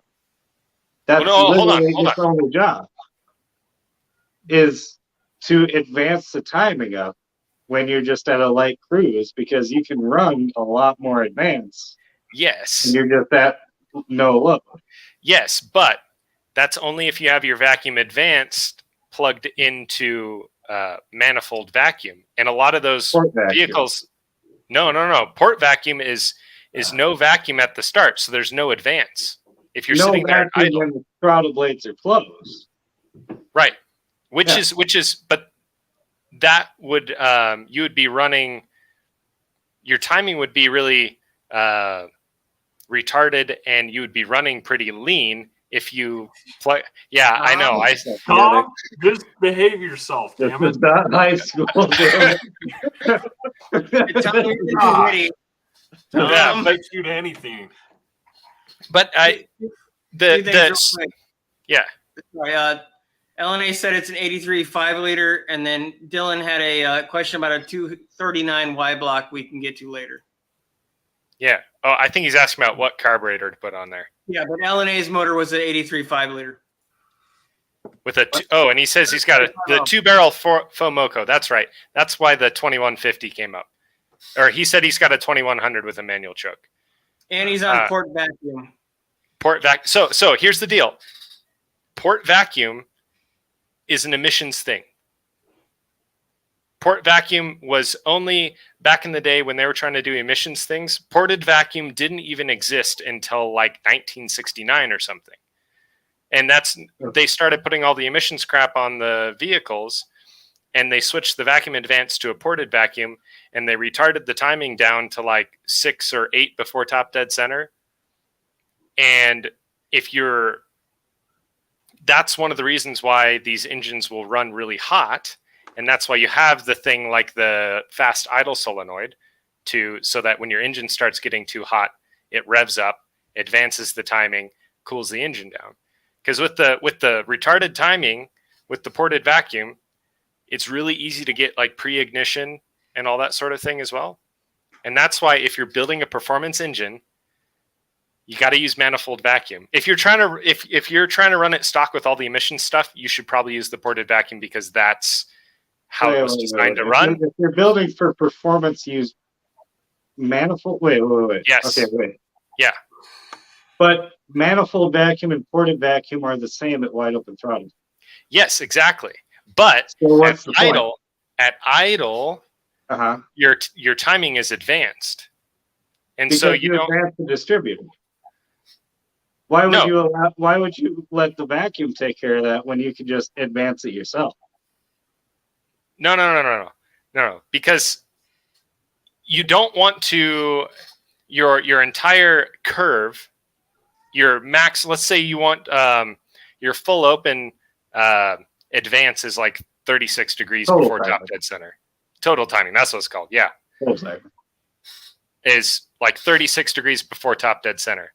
Yeah. If you advance it, let's say that you want to compensate for that. So instead of starting at 6 or 8 before top dead center on your idle, you advance it to like 15 or 20 before top dead center on your idle, which is what would happen if you plugged it into manifold vacuum, right? If you do that to compensate, then your total advance would be, 40 something before top dead center. And then you're going to have all sorts of weird issues. You would limit the amount of mechanical advance you have. I did it with the Mustang. What do you mean? The Mustang used to have, I used to run it 10 degrees initial, and it used to be 36 total. So I limited it to 18 degrees initial and 34 total. You limit the amount of mechanical advance you have. What kind of distributor do you have? That's just a Some Dura- fancy. Dura- Oh, Dura Duraspark too. something. Yeah. He Those got are- it No, from but the you- meth head. You open it up. On his You car. open it up, right? You open it up. Yeah. There's a tab, and then there's a plate. Yeah. That plate is how much mechanical advance you have. Right. Advance mechan- it. Fill this in. So it's limits. See what I'm doing? You fill this in, and then you have less mechanical advance. I Okay, guess I so didn't know you could do that. so and why would you then- go? Yeah. And then if you want to run vacuum advance, you get an adjustable vacuum advance pod, so that Well- you can limit the amount of vacuum advance, right? I'm So you pretty don't sure. go over. I'm pretty sure all the Duraspark 2 distributors have that. But then why go through all that work of fiddling and adjusting when you can just plug it into manifold vacuum? Because manifold vacuum changes. Manifold vacuum is not a consistent vacuum. Right. But that's what you want because it That's It's not like- what you want, because then your timing's all over the place, because No. you're relying on vacuum to adjust your timing, but your vacuum is changing. yeah. No, exactly. Because the manifold vacuum is a really good indicator of engine load. And so that's what you Right. want to help adjust your timing based on load. If you've got an engine running, at a certain timing, at a certain RPM, and you start pulling a load, especially like in a pickup truck, you're going to want to change that timing based on the load that's on the engine. And, like computer stuff does that all the time now for modern But- vehicles. But But once you crack open the throttle, it takes the timing away, and No. then it'll bring it back. no, See, once the mechanical gets spinning up, then it'll bring it back. But initially, when you open the throttle up, the vacuums equalize. yeah, the vacuum between ported and manifold does equalize. That is true. And it drops. But to it zero. doesn't. It does not drop to zero. You go wide open throttle, it drops to zero. It does not drop to zero. It drops to zero. Okay, it'll drop to like 1 or No. And how you doing 1.5, right now? but it'll drop. No. Okay, Fine. well, we'll save that for the next one. No, We're gonna do, I have a video. I Yep. have a video with a vacuum gauge hooked up, and you can see it. It will drop to zero as soon as it opens. Two It'll things. drop to zero and come back. 2 and 2. LNA has a couple things towards the end. Jim says he does not run vacuum advance, and he's got a couple other things as we're going down. So I think it'd be worthwhile to pick up on their conversation. Yeah. Okay. So, Oh, Better what than did you two. I have answered Dylan. You two are married and fighting like you're, well, Think we'll about pick Tom. that conversation up. No, we're not fighting. We're conversating. Yeah. We're debating. Trying to just You're say that bickering. I'm has- right. Well, he has ladies, one that's opinion, what it I is. have another opinion, and we're trying to dissolve the facts between the There, two. thankfully, Whitty, I know you haven't been here. We Yes. don't actually argue. We're actually having a conversation. Except I when know. Dan talks about something and won't let it go, like a dog with a bone. But that's still he's really not. But I'm right. Okay, how do you explain ported vacuum not even existing until emissions then? Well, yeah, it didn't exist till then. Yeah, because it's an emissions thing. Okay, get to And? the comments. Anyway, When Dan is correct, he actually has a thorough, good explanation. When Dan is full of crap, he won't let it go. And he'll No, what have I said that hasn't been factual? When you crack open the throttle, the vacuum Everything- goes to zero. yeah, but And okay. it will take the advance away right So- when you need it the most. So with all this stuff you're saying, Yeah, why don't you just run no vacuum advance like Jim? most people do. Most people don't run vacuum advance. I Okay. need some They bourbon just have a first. tuned distributor. God. But you can Guys, include it. You can You include it may- because again, all vacuum advance. Okay, and vacuum advance is not performance. Vacuum advance is fuel mileage. Vacuum advance is for when you're at a light cruise and you can jack up the timing to take better efficiency of the low mixture inside the cylinder. That's what it is. yeah. For. Well, I think It's not for performance. It's not performance oriented whatsoever. Vacuum is typically something you worry about on a street car. You'd normally dump vacuum into a race car, and I think Jim's hitting on a lot of that in the conversation on the chat we should look at.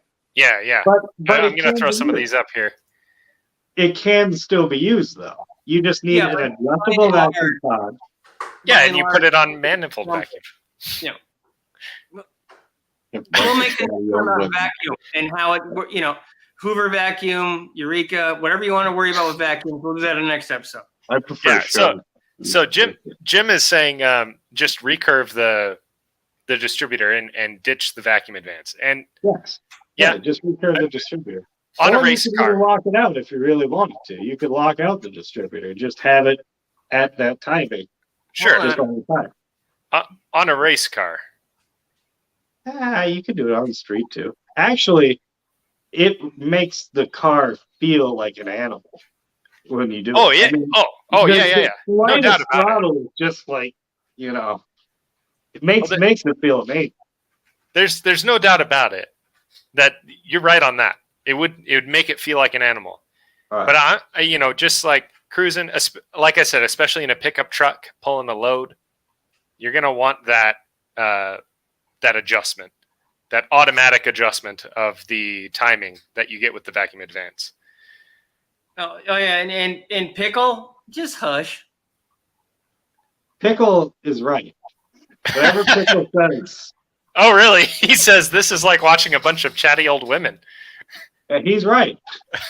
And there's always that one woman out there who's actually right, and the rest of them are just, chirping away at the back. Yeah, and it ain't you.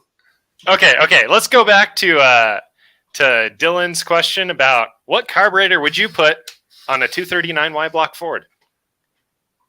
Animal's my favorite Muppet too, Jim. 239 Y block Ford. What are you gonna do with it? If it's just stock, right? If it's just stock, maybe some headers and intake or something like that, right? It sounds like you have a true 40s, 50s style, nothing fancy, just drive old pickup truck down the road, nothing out of the ordinary. Yeah, it sounds like he's talking about like a stock 66. And just haul it on. Put it on there. 650 Edelbrock, just slap it on there, forget about it. Yeah, I agree. That's it's a pretty I mean, honestly, whatever it comes with is probably fine too. Probably comes with an old Motorcraft or something. 2-barrel something. But the Edelbrock is a good choice. And you can get one with a manual choke that probably would fit that truck, or an automatic choke. But that, I would assume the 66 F100, they probably didn't come with automatic chokes. No, he's saying, let's say, put it in a stock 50s type truck. Oh, yep, right here. Okay. And you want some more power. More power, baby. Well, hold on. Oh, he did say that. Okay, never mind. I was gonna say, hold on, don't. Oh, okay. Well, now you're changing up the rules there. Okay. Oh, come on. I mean, okay. So if you're more power on a budget, I think Dan is right. Headers, intake, Edelbrock carb. And that's going to be pretty bulletproof, pretty easy to tune, and pretty reliable. If you want to make like a lot of power, it probably would change to some sort of Holly, I would think, with a little bit more. But if you want a lot of power, you probably should build something different than a 239. It wants to be unique, though. That's fair.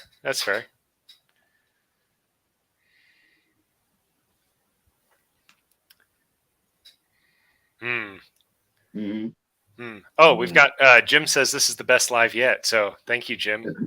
You know why? It's because they finally decided to include me in this. It wasn't that must be it. We forced your hand. Well, in my defense, you always pick the damn time that I happen to be working. I'm sorry, we're adults who work during the day. What's the... Just do the live at work. I don't see what the problem is. Yeah. Sitting there in the office, and then suddenly I get a call. We have a combative patient. Can you come hold them down? It's like, no, that's not. Then take us with you, and that would up our view. Hospital. So That's live stream goals. Strap the camera to your chest. We make it, Witty, you need a GoPro camera. Yeah. You would just be looking at the camera, right? And then I'd be like, Whitty, look behind you. There's a bird. Yeah, and then you'd be like, oh shit.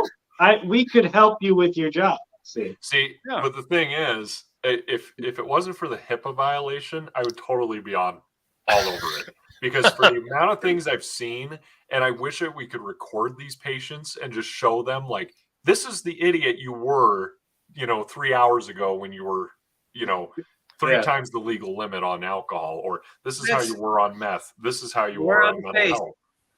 Blur out the face, you'll be fine. Yeah. Yeah. Oh yeah, and LNA Autoworks says in a room with mom and dad arguing, you're the worst. Are you talking about us? We're like mom and dad arguing? Well, I mean, it looks like Tom's in the middle. Like, think about Tom. Or Tom. Yeah, we're like talking another language, and he's like, I don't know, man. No, I've said words. And Dylan says, "That's good." Oh, Witty, he left. Oh, he's talking about you leaving because we're arguing. And then Dylan says, "Yeah, look at him," talking about Witty. One time he's here and everyone is laughing, and he claims it's all him. Yeah. I bring the joy. That's all I can, Mm-hmm. You're welcome. Yeah, I mean, that's why we had you on. That's why we had to kidnap you and force you to be on our live stream. Yes. Or did I find out that you hired my wife to hit me over the head and we planned it all out? No, I tipped her an extra $3 not to let you find out. So. Damn it. I tipped her an extra 50 cents to use the Griswold. Yeah, that was a little harsh. That was that was pretty good. I liked that. Yeah. I was surprised she could wield it with such mastery. She has plenty of experience. Yeah. Love you, dear. Best $10 ever spent, apparently. Yeah. Yeah. It's amazing how much you can get for $10 nowadays. I mean, domestic disputes, yeah, sure, $10. Really, she didn't want to take the money. She just wanted the excuse, but we kind of felt bad, so we forced the money. Well, She offered to pay us first, but we said no. We really should pay you. So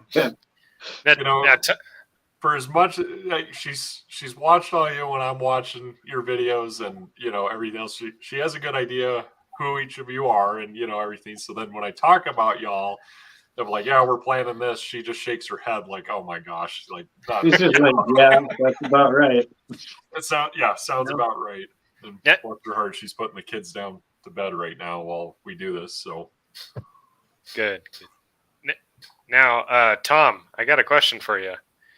Yes, sir. You've cleaned up a lot of messes, shall we say? You ever cleaned up somebody after getting beat in the head with a cast iron pan? Are you allowed to say? I don't know if it was I don't know what was the actual weapon, but yeah, I've cleaned up the scene of where somebody got bludgeoned. He's cleaned up the scene of, like, you ever see Scarface in the shower? He's cleaned that up too. Dude. Ooh. Yeah. That's gross. That's what I didn't have respect for you before, but props to you. So we need a Patreon so we can get Witty and Tom GoPros for their jobs. In hotels, like the whole hotel was covered in blood, right? Whole hotel, and they called us in, and then I'm like, well, there's so much blood here, like obviously the person didn't make it. No, they just got a nosebleed. I'm like, what? That's like 8 pints right there. Holy really? crap. I don't know. They survived somehow, but must have been very weak. You would be amazed at, like, I don't think I'm crossing HIPAA because obviously no names or anything's being mentioned, but So one of the emergencies that came in one time, it was a full code trauma. Like it was a horrific car accident. They were brought into the ER, and I mean, limbs were dismembered, and there was just blood everywhere. For as much has been lost, I was like, there ain't no way this person's surviving. No, they pulled through. Wow. It's like unreal. You know, they should have been dead at the hospital, but then they were able to get them sutured up and just set off. I feel like Like- 6%'s just kind Yeah, I of don't think leaning that- back in his chair, being like, "Yeah, that's cool." I'm pretty sure they got all the same HIPAA regulations and stuff. Well, I don't think that validates anything or violates anything. I've spent months at a time in a hospital, so I kind of tend to zone out when people start talking about hospital related things to a certain extent, Yeah. because basically I feel like I should have been getting a paycheck. I'm sorry. No, you're fine. Trust me, you're fine. I just had surgery number 18 2 weeks ago, so I'm I know. kind of but yet I'm gonna make it. I literally am making that sticker. So Technically, I've never worked in a hospital though. no, you've seen everything that led up to the hospital Yeah, or the morgue. or the morgue. I was going to say more like the coroner. So we've got a question in chat. It says, have one of you tried a sniper setup? And I would like to point out that that's Oh. not a carburetor. Why are you bringing it up? I was 50 waiting cal? to bring up the dreaded E, F, and I. Ah, It's an electronic fuel Best injection carburetor ever made. with the carburetor because Yeah. they make more power. Tell you what, LNA, that's another live stream that we can do. Is the EFI? You know, The this is carb. Yeah, It- the EFI live stream. shenanigans with a little bit of The- carb information. That's kind of where we're at. The sniper is the perfect Carburetor. carb because it doesn't do anything a carb does. It doesn't get crappy. Doesn't blah blah blah blah blah. It looks like a carb, runs like a carb. Perfect. Oh, I love your analogy with that. Blah, blah, blah, blah, blah, blah. It's like That's all you need to know. that sums it up really quick. Pretty much. See, carburetor. Yeah, all right. So here's the thing about those throttle body injections, right? Where the EFI that sprays the fuel from, or well, no, that's backwards. Get your No, work no. together, then speak. Okay. The throttle I- body injection. I wore has naming on my the- bill because it was a style at the time. Yeah. Okay. No, so the thing about those are realistically, they have the same benefits a carburetor does as far as power goes because of charge cooling. That's the carburetor's big, thing is charge cooling. It cools the air as it goes through the intake. And if you're spraying fuel from up above in the throttle body injection, you got that same benefit. So as far as power goes, they can make as much power as the carburetor. yeah. You just control it with a computer. You just control it with a computer. Yeah. Yeah. Which The So, biggest advantage to it's port it's fuel a very injection is expensive way to get the same performance as a carburetor. What were you saying? He dropped one. I'm Well, trying actually- to take it out. No. Pull up Jim's comment, but the biggest advantage of port fuel injection is even fuel distribution. I have fuel distribution problems, but no, it does not cool the fuel like charging does. And realistically, it doesn't make more power. Even if you get all of them dead nuts perfect, that doesn't No, make but more no, and I'm not even talking about. Literally the better distribution of fuel, better economy, better everything else, drivability is when you actually put the fuel right in each cylinder and meter it. But it does not make. It's not necessarily going to make a charged air cool or an air system because it doesn't have to charge fuel. And air, it doesn't have to charge air pushing the fuel. And carburetor will be at down drag strip, which is really the most important part of it all. I love your Also- eye roll. It's like Also, Jim says that he's worked maintenance in a hospital and he was required to help place bodies on the table. so I can second that because I used to work at a bigger hospital just south of where I do now, and the one I'm at now, it's so small that maintenance, security, because there's 2 nurses on throughout the night and 1 doc, and that's it. Like the whole hospital. You know, they got the med floor, but none of them can come over unless it's a full code blue. But helping with traumas and stuff that come in, half the time I just sit in the ER and help them with whatever, even if it's answering the phone, and then be like, let me place you on hold.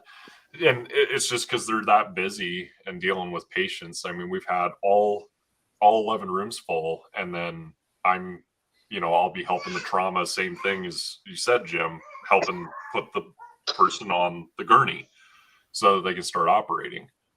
It's a whole different world I never knew existed. No, put the air breather away. No. Also, LNA Auto Works liked when you were talking about the throttle body injection. And hold on, Jim is 100% right. The carb is always going to be cheaper than fuel injection. It just, I don't care what you're running. Reliable. Parts. And more reliable, yes. So I wouldn't put it on that, but cheaper, yes. What exactly can go wrong, catastrophically wrong, with this simple device that will leave you stranded on the side of the road? It gets clogged. You can take it apart on the side of the road. Ruin that thing. What will ruin it? Ethanol fuels will ruin that thing. No, it won't. No, it won't. Ethanol fuel will not ruin this car. No. Ethanol fuel will eat away old fuel lines, but all new fuel line is ethanol rated. That's the only thing. That's the only thing that any new fuel line you buy is rated for new. No, hold on. I'm not talking about new. I'm talking about what do you have a car that's been sitting? It's an older car. It's been sitting for 6 months to a year. It has that gummed up crap ethanol fuel that rots in 6 months. That thing, you're going to be taking that thing completely apart and cleaning it. The ethanol fuel evaporates, and then the bowls are completely empty. No, hold on. No, 6% is right because I've actually experienced that. Yes. It does leave a bunch of crap. You have to tear apart the carburetor and clean it, but it's really easy to do so, and it's not that big of a deal. Well, I've never torn apart the carburetor of the Mustang to clean it out after sitting over winter. No, not over winter. We're talking like years. Like you have it sitting with fuel in it for like my truck that I had it sitting for like 5 years at one point, and it had ethanol fuel in it. And when I went to start it back up, it just would not go. And so I was like, what's wrong? And I started pulling things apart, and it was so gross. Like all the residue and crap that was left behind in the carburetor and in the fuel tank. And no amount of fresh fuel mixed with that crap would get the truck to run. I had to drop the tank, had to tear apart the carburetor, clean everything out, and then put fresh fuel in it before it would run. And the biggest murderer of small engine stuff up here in the north is people letting stuff sit with ethanol fuel either through the winter or through the summer.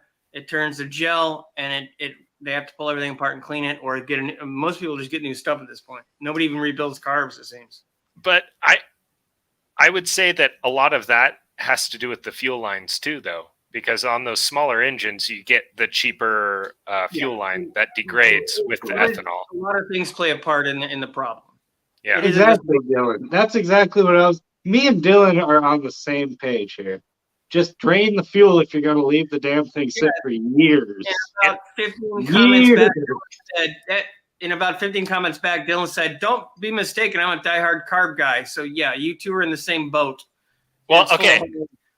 So you take out this bolt right here, all the fuel drains out, and then you put it right back in. Yeah, and I will say that. Jim was talking about the morgue, Witty. Oh, my bad. Well, anyway, but I've done that too. With this comment here from Dylan, that's why I always run my motorcycle dry before winterizing it, my pressure washer dry before winterizing it, my lawnmower dry before winterizing it. I left the truck sit for years because I intended on getting it running in just a couple months, but then that couple months turned into a couple years, and then, Yeah. So I personally, everything that I'm not going to run over the winter, I drain, except for I do leave the Mustang with fuel in it. Yeah, however I have it, I just park it in the garage and just go back Oh, to the it. apocalypse happens. Anyway, You can. but no, take but it. back to the point here. What this simple device is going to go catastrophically wrong on the side of the road that's going to have you stranded while When you're driving. Have you ever watched a YouTube video where they explain how they take apart a carb? I mean, come on now. It's not that hard. No, I mean, but in terms of, I was talking more about setting. But any rescue video with any car ever, and what's the first problem? The carb. Because of varnish, because the old fuel they used to just Yes. sit in there and turn to varnish. Yes. That too. Yeah. The new stuff just like I don't know what your experience with it is, but if I leave this thing sit It here, does this not, dude, used it to have doesn't fuel in it. Like does this not used just to, it's evaporated. So okay, but we are talking about two different scenarios. 6%. You're talking about old vehicles that have been sitting for years, and you're trying to revive it. Dan is talking about a car that you drive all the time. The car you're driving all the time. Hold You on. get in it, you're halfway down the road. What is going to go wrong here to where you have to trailer the car back with this device? I can give you several scenarios with an EFI system on what it's going to leave you stranded. But this, what can possibly go wrong? Or vacuum, one of the two. You can have a fuel problem or a vacuum problem. But a vacuum problem is not going to leave you stranded on the side of the road. It'll run crappy until you fix it, but it's not going to leave you stranded. I was also talking about two things. If it's with the ethanol gas, at least in Michigan, if you leave it sitting for any length of time at all, even like a car parked for a couple of weeks, you can have problems. It is bad here. They actually sell something they call rec gas or recreational gas. It's non-ethanol. That's what I run in my generator because it does not do that. It doesn't make that gummy varnish crap. They sell that non-oxygenated gas here too, but it's more expensive for no reason. I've not had the experience, Dan. I'm being serious. Yeah. What up, Shop Cat? Hey, Shop Cat. Welcome. Hey, Shop Cat. Also, LNA thinks that every carb ever will leave you sitting. No. No, I'm talking about carburetor versus EFI right now. I mean, Oh. yeah, you could throw a connecting rod out of the side of the engine, but I'm talking about the carburetor itself here. Well, it's not mounted to the engine now, is it? Device. Yeah, that carburetor will leave you stranded all the time, like what he said, because it's not mounted to anything. Yep. No, really, just fuel. In all reality, fuel or a broken part. Yeah. What's gonna break on this though? Oh, You we got could have- some stuff popping up in the chat. There's all kinds of crap that can break. Seals can go bad. Parts can fall off. Screws can back What out. part's throttle gonna can fall- come- Is the I will fuel say- ball gonna fall off of this going down the road? And I've if so, you could fix What- that. Hold on 1 second. How many seals and jets are in a carb? Depends. 1, 2, 3, What do you 4, got is- 5. 5 gaskets. No, there's more than that. 1, 2, 3, 4, 5. 5 gaskets. What about the internal power valves and everything else? And the O-rings and all the other stuff? Mhm. Okay, power valve gasket. Sure, 1.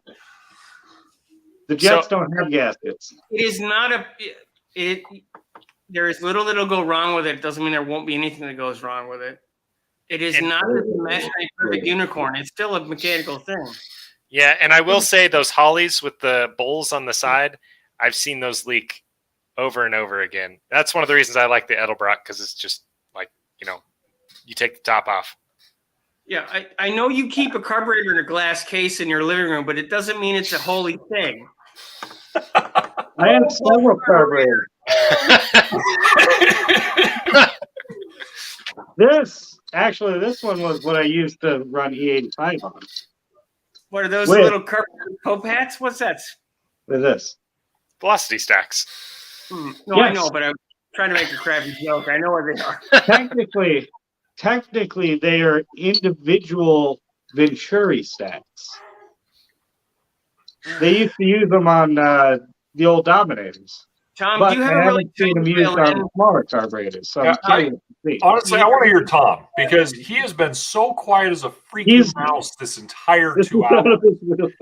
And Do you have anything to say about carburetors? About carburetors, no, but I did notice, Whitty, your wife was walking back and forth. yes, Whitty's not aware that we also paid her to after the live stream too, right? Yeah. If we didn't get the amount of views that we required, yeah.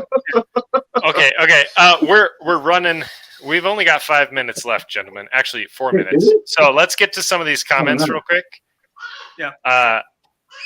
Shopcat, that was- welcome, Shopcat, to the end of the stream. And he says he's got some carburetor CSI to do on a 68 Toro power handle on a Snowhound 20. I don't know what that is. it sounds mean though. Yeah. I feel like, Crime either- scene investigation. possibly a snowcat or a large snowblower, I assume. Yeah, that's what I'm thinking. CSI, he's going to investigate because it's not working right. And then Jim says that the fuel in his carburetor all evaporated except for in the accelerator pumps, which I guess that would make sense. And then Dylan also praising the carburetor even more because he had to walk home from his 2017 Nissan Titan, and he wished that it had a carburetor so he could fix it. See, No, if it that- had a carburetor, you would have been driving home, buddy. That's because you bought a Nissan Titan. That has nothing to do with it being a carburetor or not. Should It's about because it's new and inferior to old. And LNA says that they load up on long drives, stop and go. If you drive it more than 100 miles, you'll have to tune it the whole way. If you're talking about a car with a carburetor, I'm sorry, sir, but you are sadly mistaken. What are you on? I've had many vehicles with carburetors that have gone thousands of miles before needing a tune. Huh. Yeah, that sounds like you need to rebuild it and then start over again, honestly, because they are a mechanical device. Within reason, there's very little to nothing should go wrong with it if it's properly working. Right. As long as it's properly working and you're giving it clean fuel, it should be fine for thousands of miles before you have to readjust it. And then, okay. Well, with our last couple minutes, we got to talk about the viewer showcase thing. Hold on one second. Oh. The last comment that Jim wrote down there, that is, dude, what? What? The best factory fuel injection is the EEC 4 on the 5-liter Fords. I don't know. I'm gonna have to say no. It's early. It's not early. It's like mid 90s. If you have a problem with that stuff, you have to get a 104 pin breakout box, and it is. I would rather have to rebuild carbs for the rest of my life in hell than ever work on one of those things again. So. Maybe he meant it as a joke. I would hope. Okay. So, and LNA AutoWorks says spider injection was better. Yes.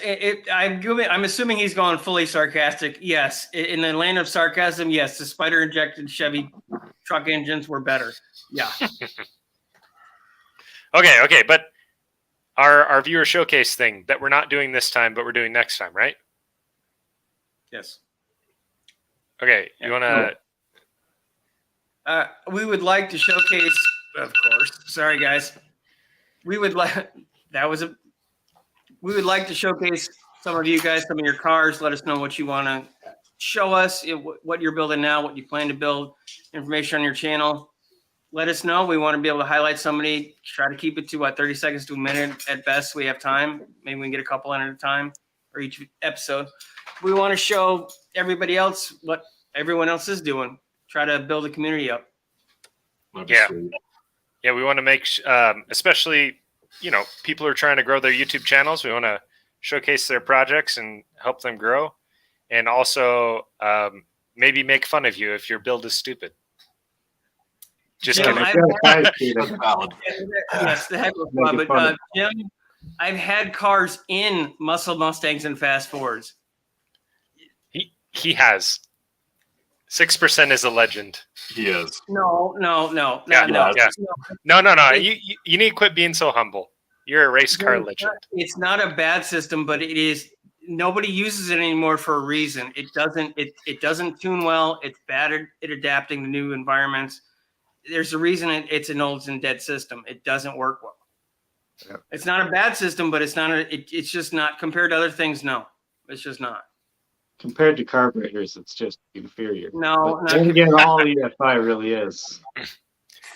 LNA says it's been fun being beat up by the fam and that we should all stay out of jail. Thank you, sir. Yes, thank Duly you. noted. I'll see what I can do. I'll try. All right. All right, I think that's all for tonight. It's all, folks. Everyone, thanks for joining us. Thank you guys. Thanks, everybody. Bye. Appreciate it. Bye. Nice to finally be on Okay, here. bye. So. Yes. Yep. Yeah, Witty's finally on. Bye. Wait, don't turn around. Your wife's coming.